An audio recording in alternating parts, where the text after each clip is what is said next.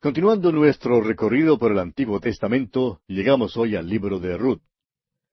Se cree que este libro pudo haber sido escrito por Samuel, aunque no existe una prueba fehaciente que lo demuestre. El versículo clave en este libro de Ruth es el que se encuentra en el capítulo 3, versículo 18, donde dice: Entonces Noemí dijo: Espérate, hija mía, hasta que sepas cómo se resuelve el asunto, porque aquel hombre no descansará hasta que concluya el asunto hoy. El tema de este libro es el pariente redentor.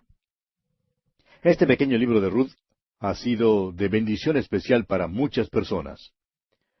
Ruth es una adición al libro de los jueces y su contenido tuvo lugar durante este período. Es una hermosa historia, un relato feliz acerca de algunas personas que vivieron durante el período triste que se describe en el libro de los jueces. Este libro ha sido reconocido como una joya literaria en partes inesperadas. Se informa que el doctor Samuel Johnson, un gran hombre literario del siglo XVIII, hizo una copia del libro de Ruth. Lo copió todo en escritura corrida, es decir, manuscrito, y lo leyó delante de un grupo de hombres, miembros de un club en Londres, como una producción que él había leído recientemente.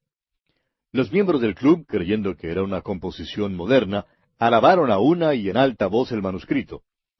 Probablemente creyeron que el doctor Johnson mismo lo había escrito, pero él les informó que había sido tomado de un libro que ellos rechazaban. Y ese, por supuesto, era la Biblia misma. No sabemos cuáles fueron los resultados secundarios en ese grupo. Quizá hizo que acudieran a la Biblia y descubrieran que habían dejado de ver algo. La hermosura y excelencia de la historia de Ruth no puede pasar inadvertida aún al creyente más indiferente. Ruth registra la historia del amor de la sierva de Moab. Revela el poder del amor puro y apasionado. Cuenta del apego intenso que existía entre Ruth y su suegra Noemí, pues el amor es tan fuerte como la misma muerte. Este libro registra un romance que triunfó sobre obstáculos raciales y religiosos y cuenta de dos corazones que fueron unidos con los lazos del amor.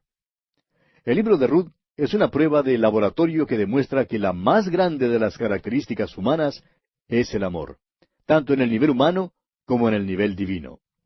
La palabra amor solamente se usa una sola vez en todo este libro, y cuando se usa, habla del amor de Ruth por su suegra en el capítulo 4, versículo 15. En cuanto al romance de Ruth, la palabra amor no aparece. Sin embargo, no puede pasar inadvertido el hecho de que fue un gran romance. Esta historia ilustra el gran amor de Dios por nosotros hoy en día. El autor de estos estudios bíblicos, el doctor J. Vernon McGee, nos cuenta que el libro de Ruth primero le atrajo cuando era estudiante en el seminario. Durante esos tiempos, el profesorado se había dividido en dos grupos, los modernistas y los fundamentalistas. Se oía decir una cosa en una clase y al llegar a la otra, el profesor contradecía lo que había dicho el profesor anterior. Aunque yo me consideraba fundamentalista, dice el doctor McGee, llegué a la conclusión de que los modernistas estaban triunfando. Parecían tener los mejores argumentos filosóficos. Una noche, continuó el doctor McGee, me encontré en la biblioteca leyendo un libro escrito por Calvino, un libro que era de lectura requerida para una de las clases. Calvino escribió este libro cuando era muy joven. En muchas maneras era un libro maravilloso, pero pronto se volvía pesado. Así que muy pronto empecé a hojear el libro. Llegué al lugar donde Calvino da los tipos de Redentor. Nombraba a Moisés, a Sansón y a Samuel. Creyendo que yo no había visto un nombre, volví y descubrí que no había mencionado a Booz. Por primera vez me di cuenta de lo que ocurría en ese seminario, dice el doctor McGee. Y continúa, estaban excluyendo el lado amoroso de la redención. Presentaban la salvación y la redención como cualquier negocio o transacción fría. Cristo pagó la salvación con su sangre y eso era todo. Presentaban la redención como un asunto impersonal. La historia de Ruth y Booz muestra el aspecto del amor en la redención. Y amigo oyente, la salvación es una intriga de amor. El apóstol Juan nos dice en su primera carta, capítulo 4, versículo 19, nosotros le amamos a Él porque Él nos amó primero. Y esto es lo maravilloso en cuanto a la salvación. Usted descubrirá que muchos escritores del pasado han puesto gran énfasis únicamente sobre el hecho de que fue una transacción. Pero realmente se trata de amor. El apóstol Pablo dijo allá en su carta a los Gálatas, capítulo 2, versículo 20, «Con Cristo estoy juntamente crucificado, y ya no vivo yo, mas Cristo vive en mí. Y lo que ahora vivo en la carne, lo vivo en la fe del Hijo de Dios, el cual me amó y se entregó a sí mismo por mí». En nuestro estudio del libro de Ruth, veremos el lado amoroso de la redención. Lo vimos también en el libro de Éxodo, donde el énfasis fue puesto en la liberación que Dios realizó por su pueblo. Empezamos a sentir el latido del corazón de Dios al sacar del cautiverio a su pueblo. No se le ha dado el énfasis que se debe al lado amoroso de la salvación. Allá por la Edad Media, Anselmo escribió un libro que llevaba como título Cordis Homo, que trata el tema del por qué Dios se hizo hombre. Habla del hecho de que Cristo vino para lograr la redención, pero no pone ningún énfasis en el amor. Calvino, Jonathan Edwards y Stuart Robinson son hombres que no expusieron el lado amoroso de la salvación. Muchos otros también lo han excluido, pero hace falta mencionarlo. Amigo oyente, Dios nos ama. Aunque Ruth es un libro pequeño, de solamente 4 capítulos, tiene mucha importancia. Tiene una genealogía que relaciona a David con la tribu de Judá. Sin ella, no le sería posible a usted relacionarlo con la tribu de Judá. Y eso es muy importante. La historia de Ruth hizo posible el nacimiento de Jesucristo en Belén. Sin este libro, nunca habría nacido allí. El libro de Ruth es singular en que aquí se le presenta al lector el único ejemplo en la Biblia del pariente redentor en acción. El concepto del pariente redentor fue presentado en los libros de Levítico y Deuteronomio. Ruth da un relato detallado del hebreo Goel, funcionando en su capacidad amplia. No pudo haber habido ninguna redención para la propiedad ni para el individuo sin la persona y presencia de algún pariente redentor. Y a menos que la obra del pariente redentor se comprenda adecuadamente, no puede haber ninguna comprensión de la obra de la redención de Jesucristo. La redención requiere un pariente redentor. El libro de Ruth esclarece también la economía mosaica. Y luego, amigo oyente, en este libro veremos a Cristo. El día de Pentecostés denota la línea de demarcación entre la ley y la gracia. Ruth, desde el principio hasta el fin, es una historia de pura gracia. Cuenta de cómo una gentil, a quien la ley condenaba, fue traída bajo las alas del Señor Jehová de Israel, y cómo le fue posible entrar cuando la ley decía, no entrará amonita ni moabita en la congregación de Jehová, allá en el capítulo 23 de Deuteronomio, versículo 3. Ruth fue traída por todo el camino, y cada paso fue por la gracia. Ella creyó a Booz, y él la trajo a su corazón y a su hogar. Por la gracia, ella fue salvada por la fe. Hay varias maneras de dividir este libro de Ruth, pero lo hemos dividido geográficamente. Primero, en los campos de Moab, en el capítulo 1. En segundo lugar, en el campo de Booz, capítulo 2. En tercer lugar, en la era de Booz, capítulo 3. Y por último, en cuarto lugar, en el corazón y en el hogar de Booz, en el capítulo 4. Y estamos listos ahora sí para entrar en el capítulo 1 de este libro de Ruth. En este capítulo 1 tenemos que Elimelech es impelido por el hambre a ir a los campos de Moab, y allí muere. Mahalón y Kelión también mueren. Noemí regresa a casa, y Ruth la acompaña. Y van luego a Belén. Leamos el primer versículo de este capítulo 1 de Ruth. Aconteció en los días que gobernaban los jueces, que hubo hambre en la tierra. Y un varón de Belén de Judá fue a morar en los campos de Moab, él y su mujer, y 2 hijos suyos. Esta primera frase es una joya literaria. Nos cuenta el doctor Magee que cuando él era estudiante en la universidad, tuvo que trabajar para pagar sus estudios y para ayudar a sostener a su madre. Por un tiempo trabajó en un periódico. Una noche acompañó a 2 reporteros a una parte de la ciudad donde había ocurrido un asesinato.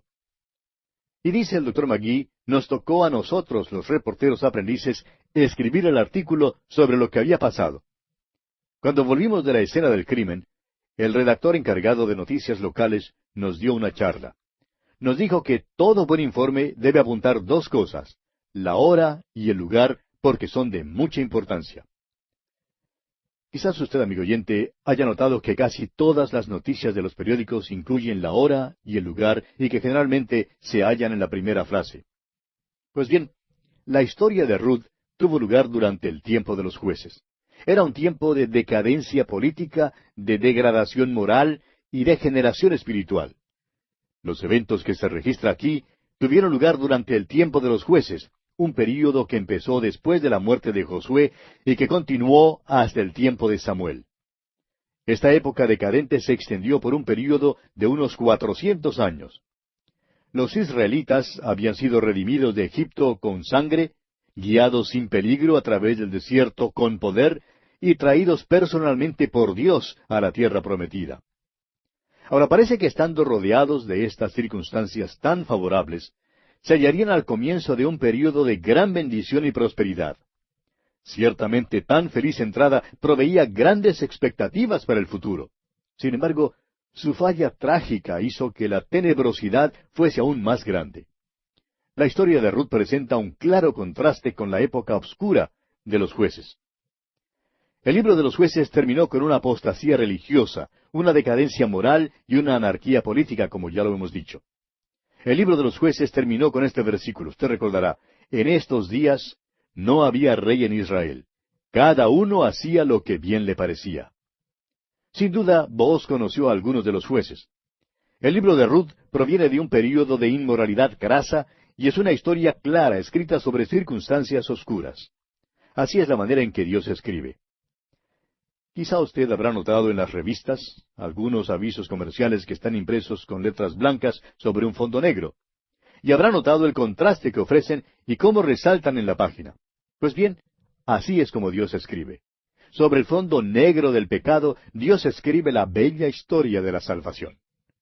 Sobre las circunstancias obscuras de los días de los jueces, días que eran pecaminosos, cuando cada uno hacía lo que bien le parecía, se nos presentan los capítulos 1 al 3 de la epístola a los Romanos.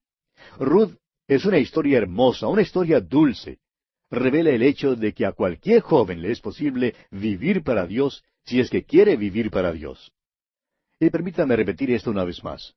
Ruth es una historia hermosa, una historia dulce, y revela el hecho de que a cualquier joven, escuche bien, a cualquier joven le es posible vivir para Dios si es que quiere vivir para Dios. Fíjese usted en que hubo hambre en la tierra, y esta es una de las 13 hambres que se mencionan en el Antiguo Testamento.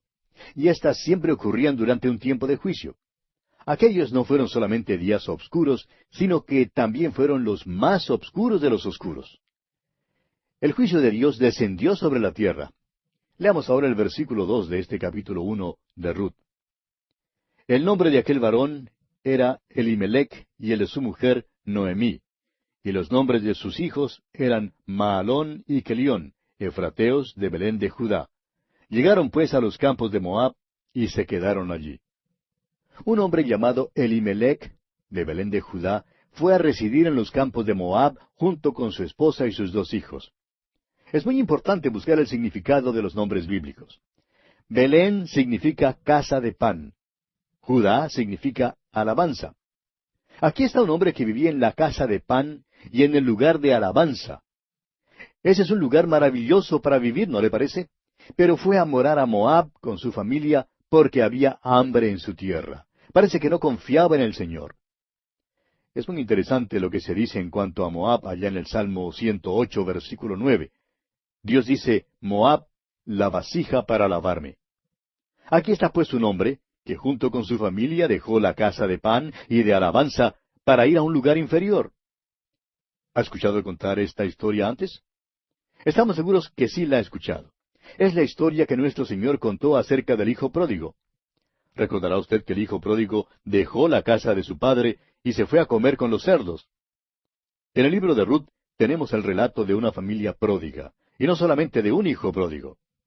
Habrá habido individuos pródigos, familias pródigas, iglesias pródigas y naciones pródigas.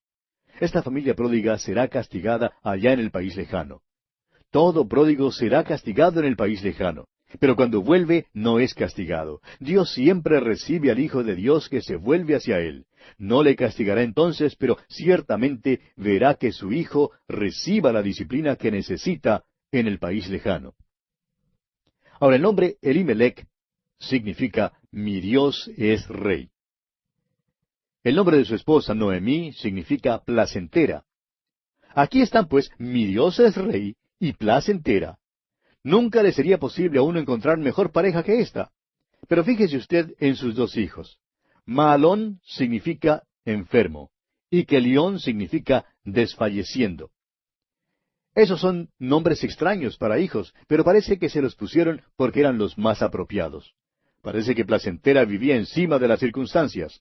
Tenía dos muchachos enfermizos, pero nunca le sería posible a uno saberlo al hablar con ella. Y hay muchas personas así como ella, amigo oyente. Ahora, estas personas eran efrateos de Belén de Judá. Entraron en los campos de Moab. Y eso ya sería bastante malo, pero para el colmo, continuaron viviendo allí. Una vez alguien preguntó, ¿qué le habría pasado al hijo pródigo si hubiera muerto en el chiquero? Hace años el doctor Harry Rimmer dio esta contestación. Habría muerto siendo hijo. Nunca habría muerto siendo cerdo. Esta familia en esta historia le pertenecía a Dios. Eran hijos suyos, pero estaban en un país lejano y tendrían que regresar a casa.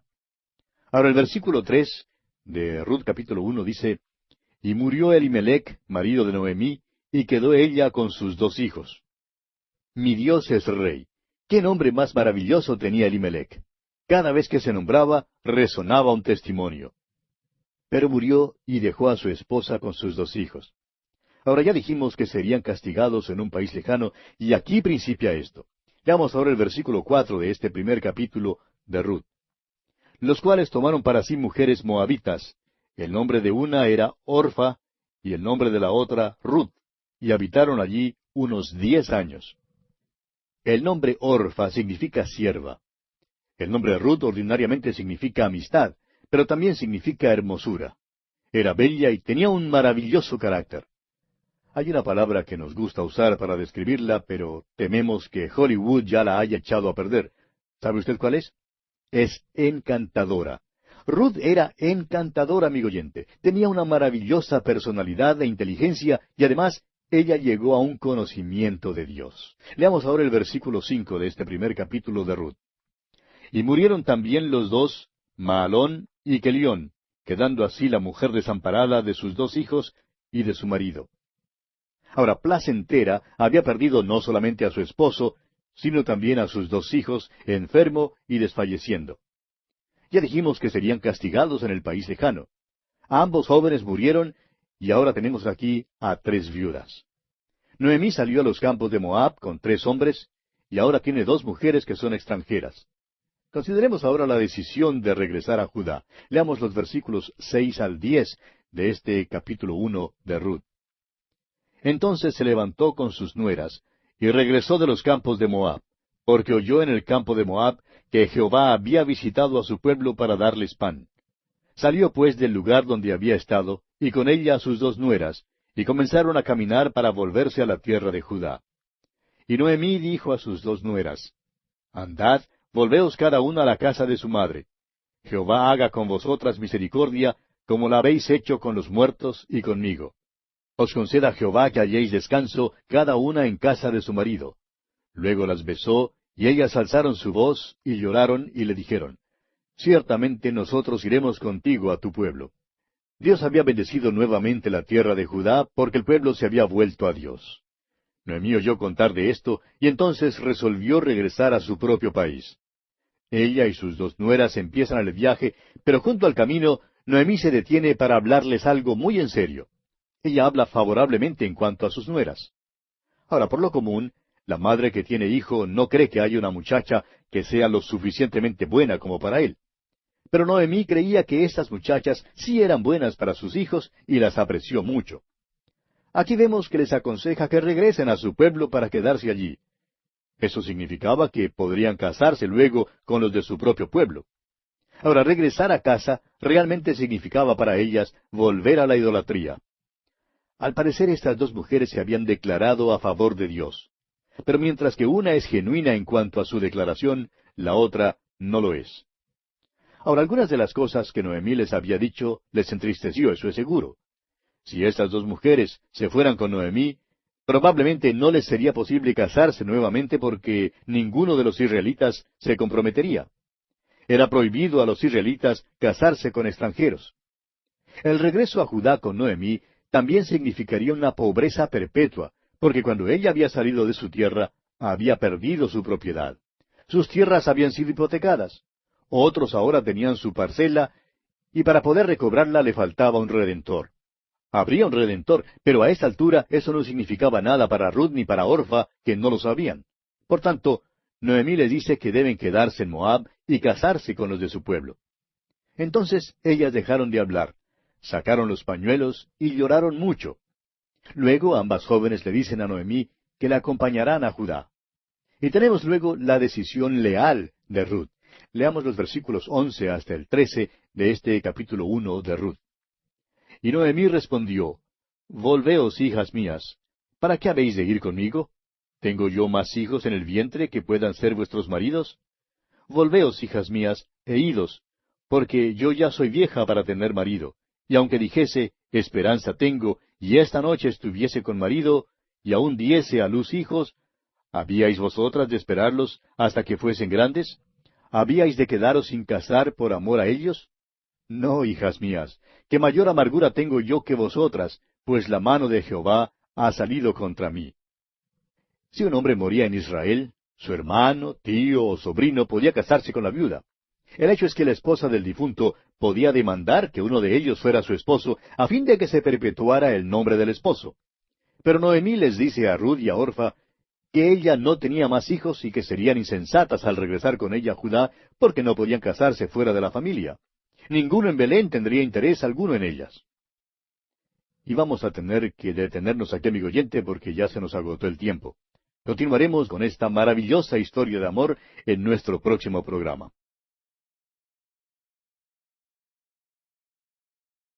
En nuestro programa anterior comenzamos a estudiar el capítulo 1 de Ruth. Y decíamos que algunas de las cosas que Noemí había dicho a sus nueras, Orfa y Ruth, les entristeció. Si estas dos mujeres se fueran con Noemí, probablemente no les sería posible casarse nuevamente porque ninguno de los israelitas se comprometería. En efecto, era prohibido a los israelitas casarse con extranjeros. El regreso a Judá con Noemí también significaría una pobreza perpetua porque cuando Noemí había salido de su tierra, había perdido su propiedad. Sus tierras habían sido hipotecadas. Otros tenían ahora su parcela y para poder recobrarla le faltaba un redentor. Habría un redentor, pero a esta altura eso no significaba nada para Ruth ni para Orfa, que no lo sabían. Por tanto, Noemí les dice que deben quedarse en Moab y casarse con los de su pueblo. Entonces ellas dejaron de hablar, sacaron sus pañuelos y se pusieron a llorar. Y lloraron mucho. Luego ambas jóvenes le dicen a Noemí que la acompañarán a Judá. Comenzamos luego a considerar la decisión leal de Ruth.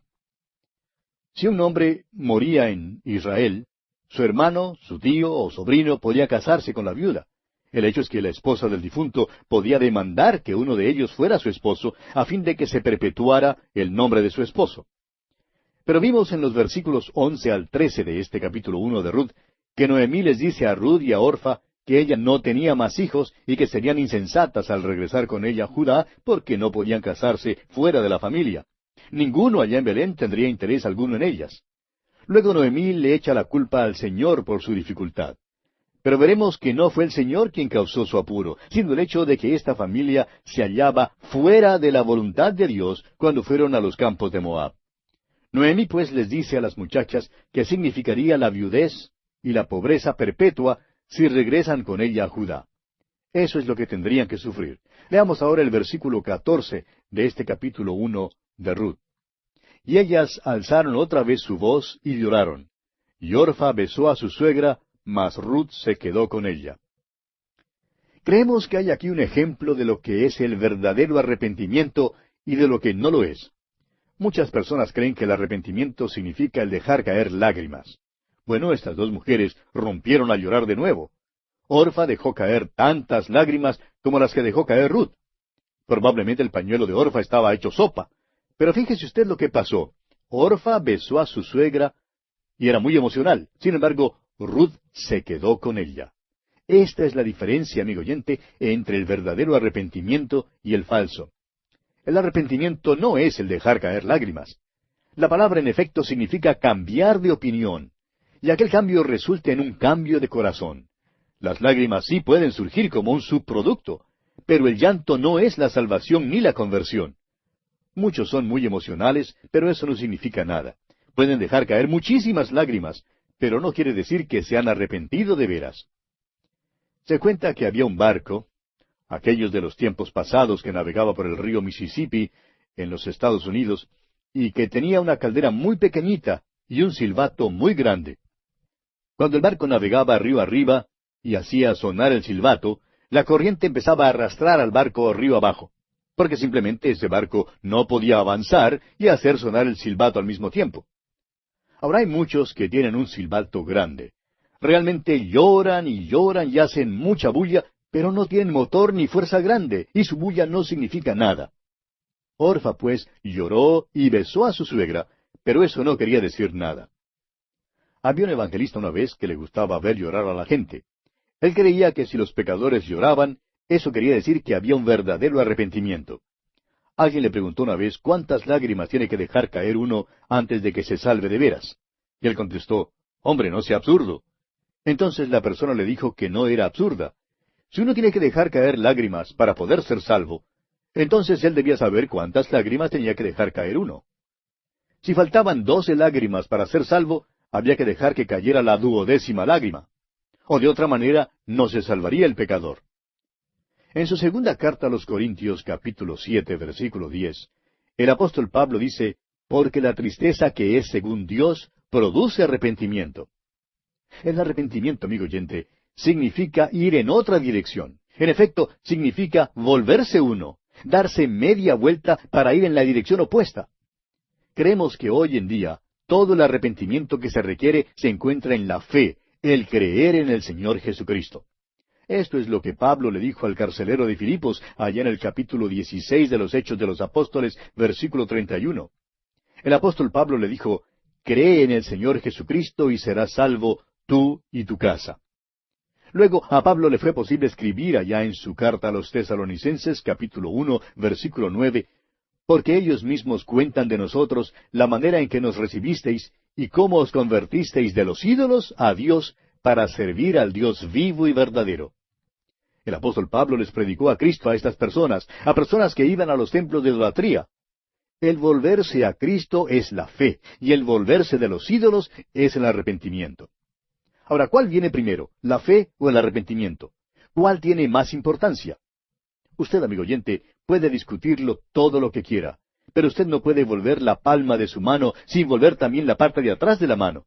Cuando usted, amigo oyente, se vuelve a Cristo, usted se vuelve de algo. Si no se vuelve de algo, entonces no se vuelve a Cristo. Porque el volverse de es el arrepentimiento. Esta muchacha Orfa, pues, no es un ejemplo del verdadero arrepentimiento. Sí, ella lloró, besó a su suegra, y luego caminó desde las páginas de la Escritura por allá al silencio de los siglos. Nunca más oímos hablar de ella. Sin embargo, Ruth se quedó con su suegra. Fíjese en todo lo que esto significó. Este sí es el verdadero arrepentimiento. Veamos ahora el versículo 15 de este capítulo 1 de Ruth. Y Noemí dijo, «He aquí tu cuñada se ha vuelto a su pueblo y a sus dioses. Vuélvete tú tras ella». Orfa se volvió a la idolatría.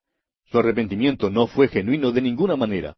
Su matrimonio con un joven de Belén de Judá fue un matrimonio de conveniencia. Ella se había enamorado mucho de él y se casó con él. Probablemente Noemí creía que lo mismo fuese verdad en cuanto a Ruth. Y por eso le dice, «Vuélvete tú tras tu cuñada». Pero Ruth había hecho una decisión diferente, la que contenía 7 puntos importantes. Leamos los versículos 16 al 18 de este primer capítulo de Ruth. Respondió Ruth, «No me ruegues que te deje y me aparte de ti, porque a donde quiera que tú fueres, iré yo, y donde quiera que vivieres, viviré. Tu pueblo será mi pueblo, y tu Dios mi Dios. Donde tú murieres, moriré yo, y allí seré sepultada. Así me haga Jehová, y aún me añada, que sólo la muerte hará separación entre nosotras dos». Y viendo Noemí que estaba tan resuelta a ir con ella, no dijo más. Veamos ahora estos 7 puntos importantes en lo que Ruth dijo. En primer lugar, a donde quiera que tú fueres, iré yo. Ruth decidió que a donde quiera que fuera Noemí, ella también iría. En segundo lugar, donde quiera que vivieres, viviré. No empleaba esta decisión como una conveniencia para entrar en la tierra de Judá. Se iba a quedar con Noemí, aunque esto significara la pobreza, es decir, que estaba dispuesta a sufrir la pobreza. En tercer lugar tenemos, tu pueblo será mi pueblo. Ella sabía que esta decisión la desterraría de su propio pueblo, pero se volvió para ir a la tierra de Judá y dijo, tu pueblo será mi pueblo, sea que me acepte o que no me acepte. En cuarto lugar, y tu Dios, mi Dios. ¿Por qué se casarían estas muchachas, Orfa y Ruth, con hombres enfermizos? Esta familia de Judá llegó a la vecindad de las muchachas en Moab. Ellas se encontraban en mucha idolatría y en las profundidades del paganismo. Conocieron a esta familia y oyeron contar acerca del Dios vivo y verdadero.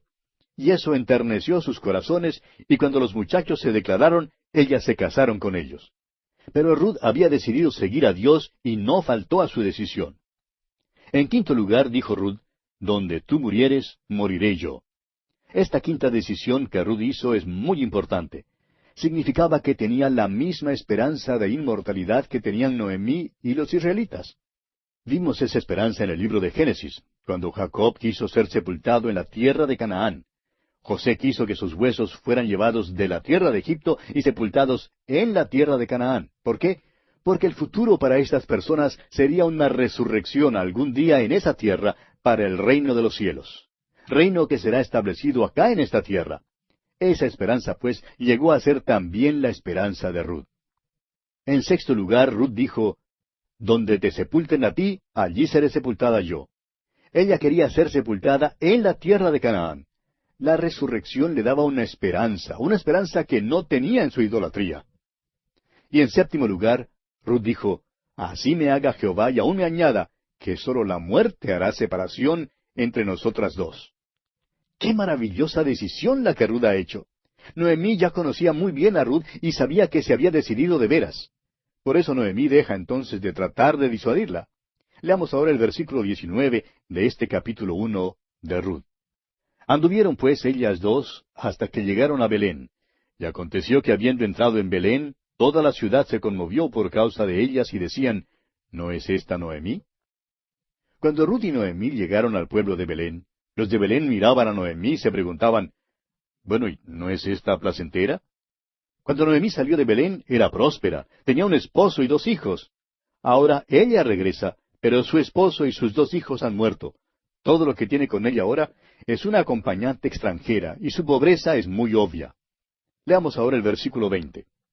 Y ella les respondía, no me llaméis Noemí, sino llamadme Mara, porque en grande amargura me ha puesto el Todopoderoso. Noemí les dice a los de Belén, no me llamen placentera, sino que llámenme Mara, nombre que significa amarga. Ahora, ¿había Dios de veras tratado amargamente con ella? No, amigo oyente. Noemí era miembro de una familia pródiga y por eso fue castigada en el país lejano. Fue por causa de su desobediencia que este revés le pasó a Noemí. Pero vemos que ella no se culpó a sí misma. Leamos ahora los versículos 21 y 22 de este capítulo 1 de Ruth. Yo me fui llena, pero Jehová me ha vuelto con las manos vacías. ¿Por qué me llamaréis Noemí, ya que Jehová ha dado testimonio contra mí y el Todopoderoso me ha afligido? Así volvió Noemí y Ruth la Moabita su nuera con ella. Volvió de los campos de Moab y llegaron a Belén al comienzo de la siega de la cebada.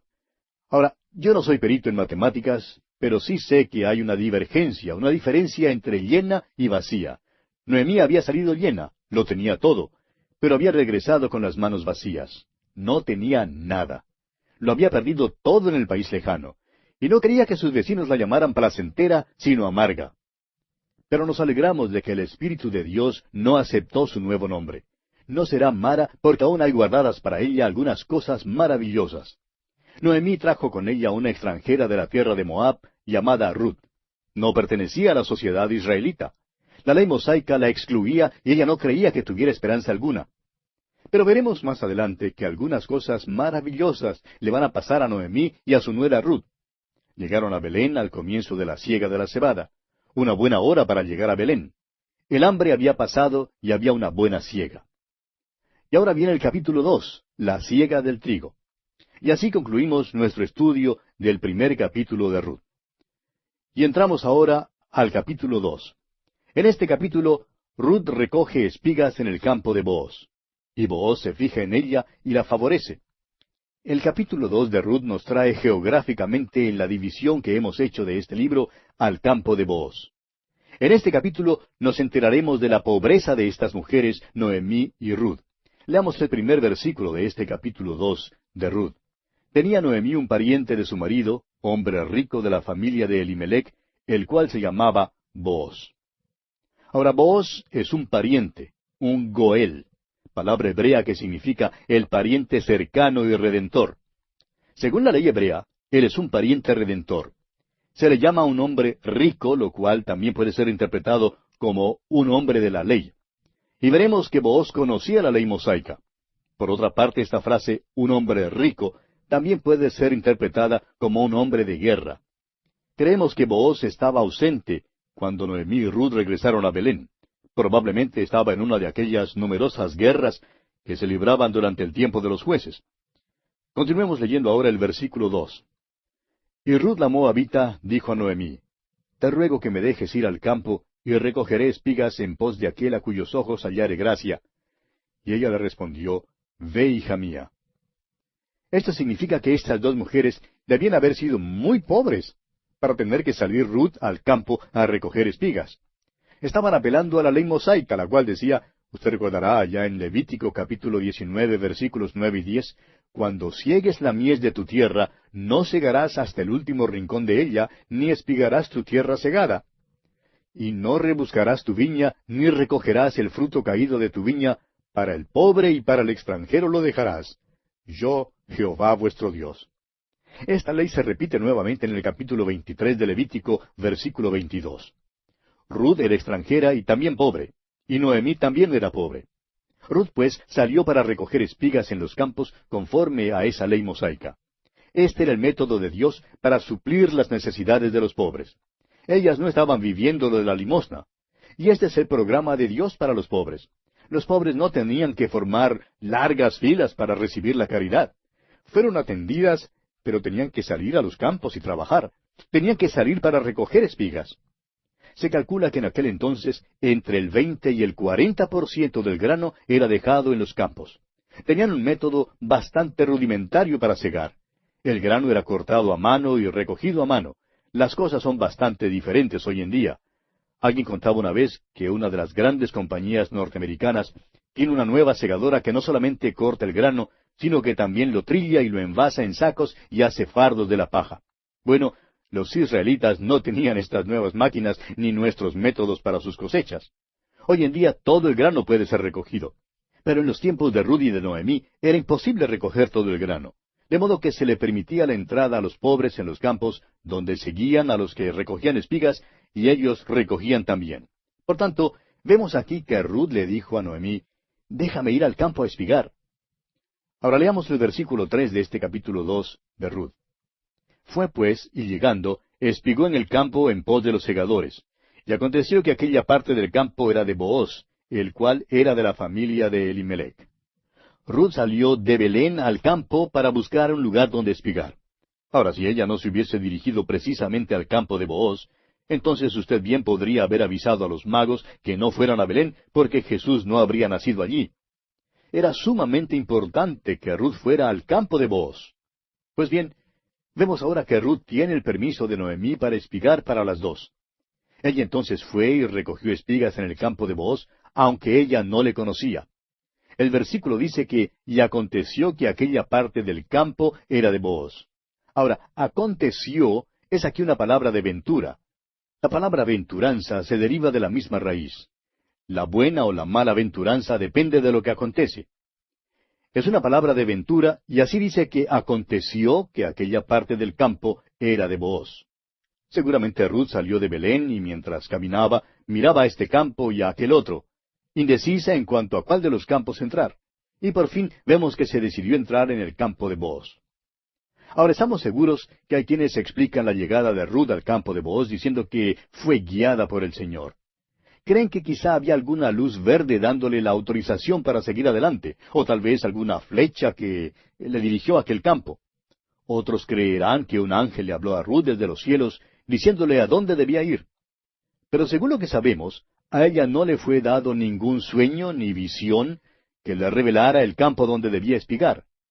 Claro es que ella oró en cuanto a dónde ir, pero en cuanto a ella se refiere, todo aconteció así como por ventura.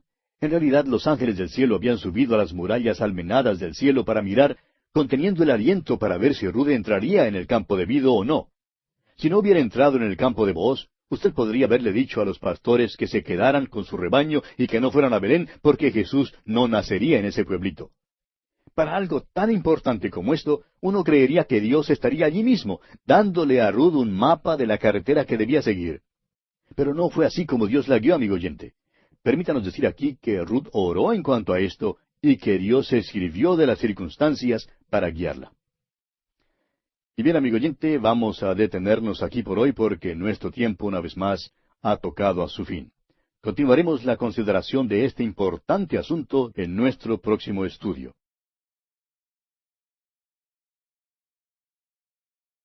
Continuando con nuestro estudio del capítulo 2 de Ruth, leamos una vez más hoy el versículo 3. Fue pues, y llegando, espigó en el campo en pos de los segadores. Y aconteció que aquella parte del campo era de Booz, el cual era de la familia de Elimelech. Decíamos en nuestro programa anterior que Ruth había salido de Belén al campo para buscar un lugar donde espigar. Ahora, si ella no se hubiese dirigido precisamente al campo de Booz, entonces usted bien podría haber avisado a los magos que no fueran a Belén, porque Jesús no habría nacido allí. Era sumamente importante que Ruth fuera al campo de Booz. Pues bien, vemos ahora que Ruth tiene el permiso de Noemí para espigar para las dos. Ella entonces fue y recogió espigas en el campo de Booz, aunque ella no le conocía. Vimos además que este versículo dice, y aconteció que aquella parte del campo era de Booz. Y dijimos que la palabra aconteció aquí es una palabra de ventura. La palabra venturanza se deriva de la misma raíz. La buena o la mala venturanza depende de lo que acontece. Es una palabra de ventura, y así dice que aconteció que aquella parte del campo era de Booz. Seguramente Ruth salió de Belén y mientras caminaba miraba a un campo y al otro, indecisa en cuál de los campos entrar. Y vimos que por fin se decidió entrar en el campo de Booz. Ahora hay quienes explican la llegada de Ruth al campo de Booz, diciendo que fue guiada por el Señor, y eso está bien. Pero ellos creen que quizá había alguna luz verde dándole la autorización para seguir adelante, o tal vez alguna flecha que le dirigió a ese campo. Otros creerán que un ángel tal vez le habló a Ruth desde los cielos, diciéndole a dónde debía ir. Pero según lo que sabemos, a ella no le fue dado ningún sueño ni visión que le revelara el campo a donde debía espigar. Claro es que ella oró en cuanto a dónde ir, pero en cuanto a ella se refiere, todo aconteció así como por ventura. En realidad, los ángeles del cielo habían subido a las murallas almenadas del cielo para mirar, conteniendo el aliento para ver si Ruth entraría en el campo debido o no. Si no hubiera entrado en el campo de Booz, usted podría haberle dicho a los pastores que se quedaran con su rebaño y que no fueran a Belén porque Jesús no nacería en ese pueblito. Para algo tan importante como esto, uno creería que Dios estaría allí mismo, dándole a Ruth un mapa de la carretera que debía seguir. Pero no fue así como Dios la guió, amigo oyente. Permítanos decir que Ruth oró en cuanto a esto y que Dios se sirvió de las circunstancias para guiarla. Ahora muchos creen que es muy necesario tener una dirección evidente para cada paso que se toma, pero no estamos de acuerdo con eso. Hemos oído testimonios en cuanto a cómo el Señor ha guiado a ciertos hombres, y nos hemos preguntado cómo Dios los ha guiado. Ahora creemos que el Señor dirige a los hombres a ciertos restaurantes para comer. Creemos que Dios guía a las personas para que caminen por cierta calle en lugar de otra. Pero esta manera de hablar en cuanto a la dirección del Señor desanima a muchos y especialmente a los nuevos cristianos, quienes no reciben este tipo de dirección. Pero no se preocupe, hermano recién nacido en el Señor, porque creemos que hay muchos santos que están un poquito chiflados. Realmente no reciben visiones, no tienen sueños, no oyen hablar a los ángeles desde los cielos. Tampoco ven mensajes escritos en el cielo. Esa no es la manera en que Dios nos guía hoy en día. Él nos guía a través de su palabra. Si usted, amigo oyente, está dispuesto a ser guiado por Él, entonces lo será mediante la Biblia. Creemos que Dios sí guía, pero, amigo oyente, asegúrese de que realmente es Él quien le guía antes de que hable de eso. Creemos que el Señor nos guía así como guió a Ruth. Creemos que si usted hubiera estado con Ruth, por ejemplo, aquel día cuando salió a escoger espigas, podría haberle dicho, Ruth, ten cuidado a donde vayas. Y probablemente ella le habría respondido, sí, claro, tendré cuidado. Usted podría preguntarle más tarde, ¿por qué pues escogiste el campo de Booz? Y creemos que ella le contestaría, bueno, lo escogí porque miré al campo al otro lado del camino y nadie estaba espigando allí. Pero en este campo hay tantos que espigan que di por sentado que el dueño de este campo debe ser un hombre muy generoso. Usted y yo, los fundamentalistas de hoy, le habríamos preguntado, Ruth, ¿no tenías la dirección del Señor? Y creemos que ella habría contestado, claro que la tenía, pero no recibí ninguna visión, no tuve ningún sueño. Por ventura llegué a aquel campo. Así es la manera en que Dios me guió. Y así, amigo oyente, de esa misma manera Dios quiere guiarnos hoy en día. Él quiere que permanezcamos cerca de Él. No nos va a entregar ningún mapa de carretera con nuestro camino trazado. Él dice allá en el Salmo 32, versículo 8, te haré entender y te enseñaré el camino en que debes andar. Sobre ti fijaré mis ojos. Tenemos que estar muy cerca a Él para poder ser guiados, amigo oyente. No podemos simplemente correr a Dios para asirnos de su voluntad al último momento cuando ya nos hallamos en apuros.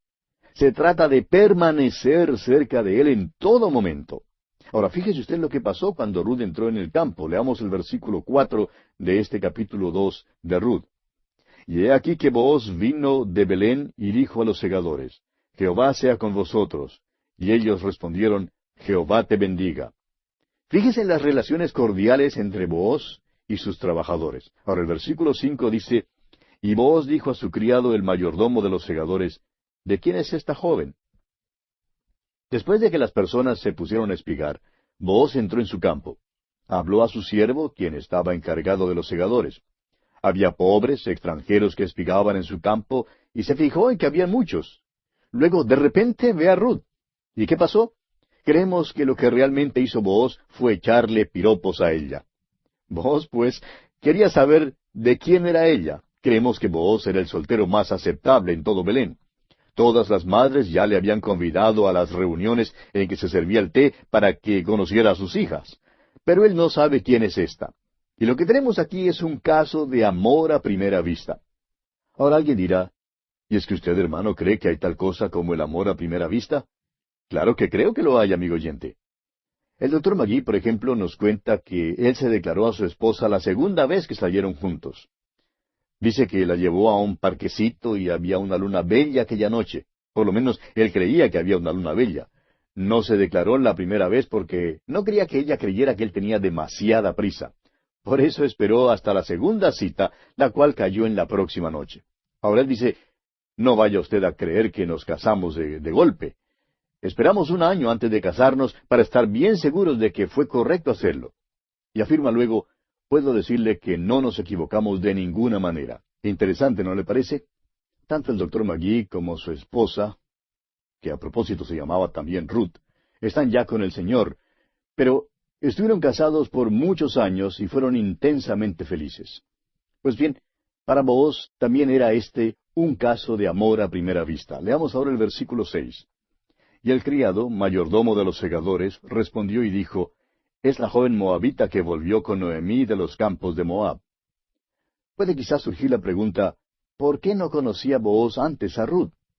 La contestación se halla en el hecho de que, sin duda, él estaba fuera luchando en una de las innumerables guerras que se libraba durante el tiempo de los jueces. Era un hombre de guerra, un hombre rico, un hombre de la ley. Probablemente era uno de los hombres más prominentes en todo Belén y uno de los solteros más aceptables, como ya hemos dicho. Ahora se ha enamorado de la joven Ruth. Continuemos con el versículo 7 de este capítulo 2 de Ruth, donde el criado continúa hablándole a Booz en cuanto a Ruth. Y ha dicho, te ruego que me dejes recoger y juntar tras los segadores entre las gavillas. Entró pues, y está desde por la mañana hasta ahora, sin descansar, ni aun por un momento. El siervo encargado de los segadores, creyendo quizá que Booz no comprendía, le explicó cómo había llegado Ruth a su campo. Ahora el versículo 8 dice, Entonces Booz dijo a Ruth, Oye, hija mía, no vayas a espigar a otro campo, ni pases de aquí, y aquí estarás junto a mis criadas. Booz dice a Ruth, Yo quiero que espigues en este campo. No quería que ella fuera a otra parte para espigar. Ahora, ¿cree usted que él tenía interés en ella o no? Continuemos con el versículo 9 de este capítulo 2 de Ruth.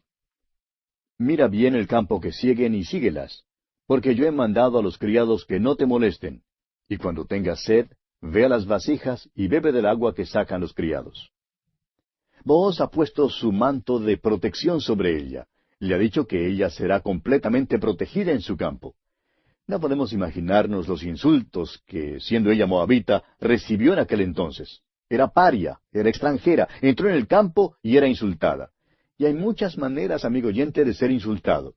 Ahora Booz lo arregla todo a fin de que nadie la insulte ni la toque. Leamos el versículo 10.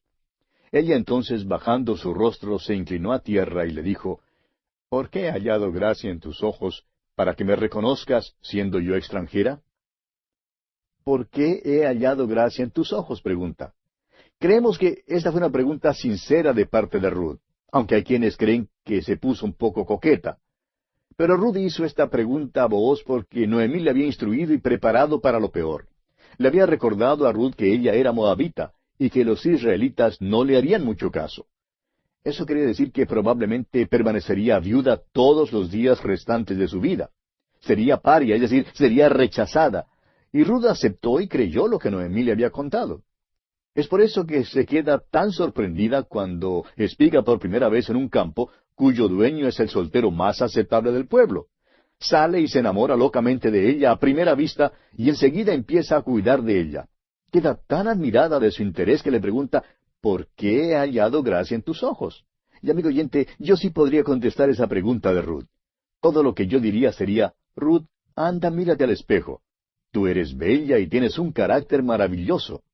Booz ya ha sabido de ti y ya sabe cuán gran persona eres. Él se ha enamorado de ti, y es por eso que tú has hallado gracia en sus ojos. Ahora me es posible contestar la pregunta de Ruth, pero ¿sabe usted que no me es posible contestar mi propia pregunta? ¿Por qué he hallado yo gracia en los ojos de Dios? Ahora, por favor, no me mande a que me mire en el espejo, porque ya lo he hecho y no hay nada, amigo oyente, que merezca la gracia de Dios. Fue cuando éramos impíos, huyendo de Dios, en rebelión contra Dios, pecadores, débiles, que Cristo murió por nosotros, como nos lo dice el apóstol Pablo en su carta a los Romanos, capítulo 5, versículo 6. ¿Por qué murió Cristo? Porque nos amó. Vio nuestra necesidad de la salvación, vio cuán indignos éramos, y por eso hallamos gracia en sus ojos. Continuemos ahora con el versículo 11 de este capítulo 2 de Ruth. Y respondiendo Booz le dijo, He sabido todo lo que has hecho con tu suegra después de la muerte de tu marido, y que dejando a tu padre y a tu madre, y la tierra donde naciste, has venido a un pueblo que no conociste antes. Aunque Booz nunca antes había conocido a Ruth, había oído hablar de ella. Tenemos la idea de que muchos le dijeron, Debes ver a aquella muchacha que regresó con Noemí. Es una buena persona y buena moza. Seguramente le contaron cómo ella había dejado la tierra de su natalicio y se había identificado con el Dios de Israel. Booz no podía creer que ella fuera tan maravillosa. Quizá le habían dicho lo mismo en cuanto a muchas otras y por tanto él no tenía mucha prisa de averiguar si esto era verdad o no. Pero vemos entonces que por ventura ella entró en su campo. Él la vio y se enamoró de ella. Booz continúa hablando aquí en el versículo 12 y dice, Jehová recompense tu obra y tu remuneración sea cumplida de parte de Jehová, Dios de Israel, bajo cuyas alas has venido a refugiarte. Booz se dio cuenta de que él solo no podía recompensarla lo suficiente por su obra, y por tanto oró que ella fuera abundantemente recompensada por el Señor. Ahora veamos lo que Ruth dice aquí en el versículo 13. Y ella dijo, Señor mío, halle yo gracia delante de tus ojos, porque me has consolado y porque has hablado al corazón de tu sierva, aunque no soy ni como una de tus criadas. Ruth aceptó la hospitalidad bondadosa que le fue extendida y reconoció el hecho de que Booz había traído solaz a su corazón. Reconoció esto y recalcó el hecho de que era extranjera y que no era ni como una de sus criadas. o a sabiendas, o sin saberlo, ella había tocado el mismo punto que antes había dirigido la atención de Booz hacia ella. Su diferencia de las otras criadas sacó del corazón de Booz aquella primera pregunta interesante: ¿de quién es esta joven? La belleza física de la joven gentil, junto con su hermoso carácter, hizo vibrar una cuerda interesada en el corazón de Booz. Hay quienes creen que los tiempos en que vivían Ruth y Booz eran primitivos. Creen que no hacían las cosas como las hacemos hoy en día. Bueno, creemos que hacían bien. Booz conoció a Ruth como a las 10 de la mañana. Tenemos la idea de que tuvo que quedarse en Belén aquella mañana para buscar su nómina de pagos en el banco. Luego llegó al campo. Vio a Ruth, habló con ella y la convidó a almorzar con él. Hizo todo esto dentro de un tiempo corto, de un mismo día. Diríamos que obró a la carrera, aún según los tiempos en que vivimos, y mucho más para aquel entonces. Booz se había enamorado de Ruth. Ahora nosotros tenemos un Salvador que nos ama hoy en día, y nosotros debemos amarle a Él. El apóstol Juan nos dice en su primera carta, capítulo 4, versículo 19, que nosotros le amamos a Él porque Él nos amó primero. Amigo oyente, queremos que usted vea que en este pequeño libro de Ruth tenemos una historia continuada. Ruth entró en el campo que pertenecía a Booz para espigar. Ella llegó a su campo por ventura, según su parecer, pero en realidad por medio de la dirección de Dios.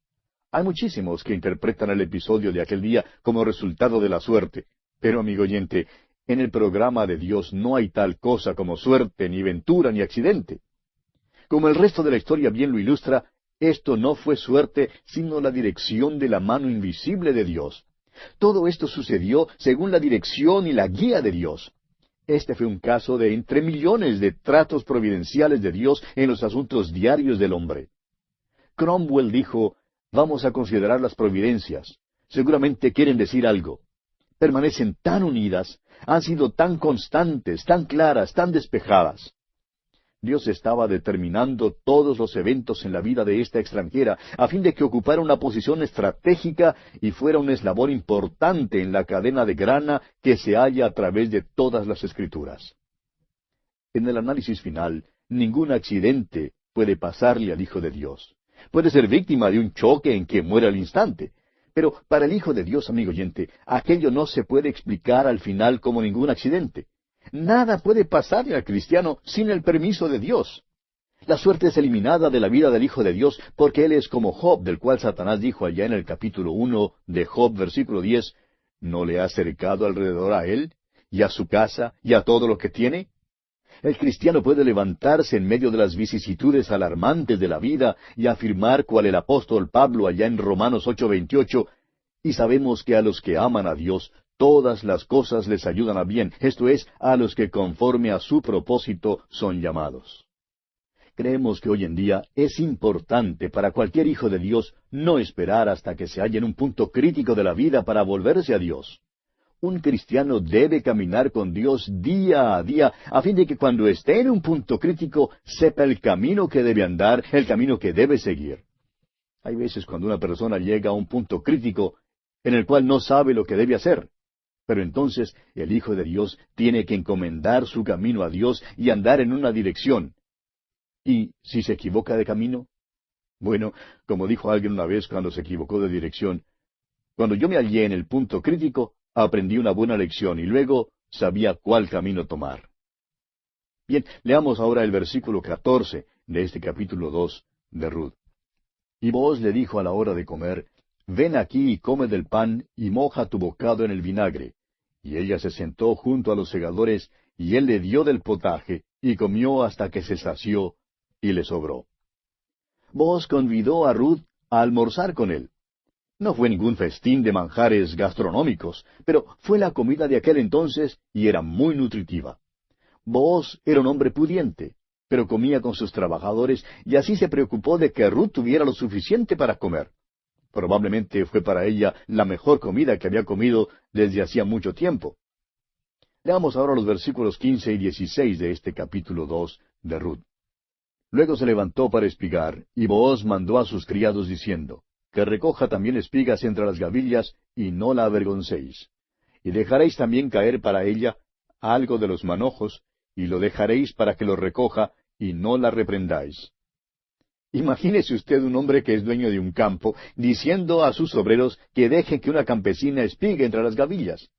Si ella llegaba a donde ellos trillaban y recogía una de las gavillas, no debían decirle ni una sola palabra. Debían dejar que ella la recogiera. El hecho, amigo oyente, es que Booz se ha enamorado de Ruth. Ahora, ¿qué es lo que dice Booz? Les está diciendo a sus trabajadores, a sus criados, que observen a Ruth. Si ella espiga tras ellos, deben dejar caer una gavilla o dos y seguir como si nada hubiera pasado. Deben asegurarse de que ella las recoja. ¿Sabía usted que lo que él les dijo era conforme a la ley mosaica? Leemos allá en Deuteronomio capítulo 24, versículo 19, Cuando ciegues tu mies en tu campo, y olvides alguna gavilla en el campo, no volverás para recogerla. Será para el extranjero, para el huérfano y para la viuda, para que te bendiga Jehová tu Dios en toda obra de tus manos. Esta es la manera en que Dios cuidó de los pobres en aquel entonces, y según este versículo, Booz recibirá una verdadera bendición del Señor por su manera de tratar a Ruth. Leamos ahora los versículos 17 al 19 de este capítulo 2 de Ruth. Espigó pues en el campo hasta la noche, y desgranó lo que había recogido, y fue como un efa de cebada. Y lo tomó y se fue a la ciudad, y su suegra vio lo que había recogido. Sacó también luego lo que había sobrado después de haber quedado saciada, y se lo dio. Y le dijo su suegra, ¿Dónde has espigado hoy? ¿Y dónde has trabajado? Bendito sea el que te ha reconocido. Y contó ella a su suegra con quien había trabajado, y dijo, El nombre del varón con quien hoy he trabajado es Booz. Noemí vio que Ruth había espigado mucho más que lo que podría una mujer normal en el campo en un solo día. Había recogido muchísimo más que el ordinario. Noemí se pregunta en cuanto a esto, porque parece haber sucedido lo que ella creía que nunca pasaría. En otras palabras, alguien se había fijado en Ruth. Ruth le contó a Noemí cómo había espigado en el campo de Booz. Francamente, su nombre no significaba nada para Ruth. Ella no sabía quién era, no comprendía su posición en la comunidad. Todo lo que sabía ella era que él se había portado de una manera muy bondadosa con ella. No creemos que a esta altura tuviera idea de que Booz se había enamorado de ella. Su suegra le había dicho que ninguno se fijaría en ella porque era extranjera, y Ruth había aceptado su viudez y pobreza perpetua. Y cuando alguien se fija en ella, ella le pregunta, ¿por qué he hallado gracia en tus ojos?